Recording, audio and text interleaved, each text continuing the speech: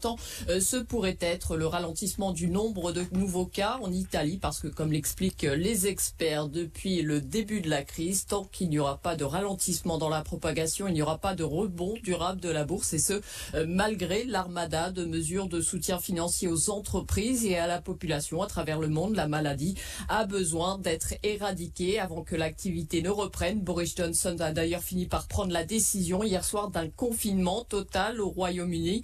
Il n'y a finalement plus que Donald Trump pour refuser encore de telles mesures. Chers amis, le monde entier subit l'épidémie du coronavirus. Les chrétiens d'Orient, déjà éprouvés par les crises en Irak, en Syrie et au Liban, sont eux aussi victimes de ce fléau. Plus que jamais, ils ont besoin de notre soutien. Aidez-les à reconstruire leur vie en faisant un don sur internet œuvre-orient.fr. Tous vos appels à nos spécialistes dans un instant. D'abord le fil info, il est 10h-20, David Doba. La période que nous...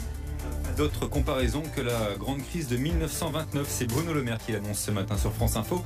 Le ministre de l'économie qui appelle la grande distribution à acheter des produits français pour ne pas pénaliser les producteurs locaux. Appel destiné à soutenir ceux qui ne pourront plus travailler dans les prochains jours. Sur TF1 hier, Édouard Philippe a annoncé l'interdiction des marchés couverts ou non. Des dérogations pourront être décidées par les préfets. Le Premier ministre qui restreint également les autorisations de sortie, pas plus d'une fois par jour, seul et maximum à 1 km de son domicile.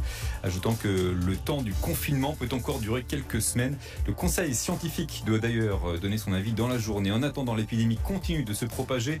860 personnes sont mortes en France depuis le début. Parmi elles, et on l'a appris ce matin, Manu Dibango, le saxophoniste d'origine camerounaise, dont la musique avait fait le tour du monde. Et il avait 86 ans, il était hospitalisé depuis une semaine.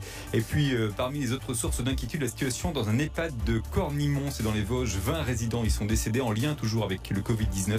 L'établissement abrite 163 personnes.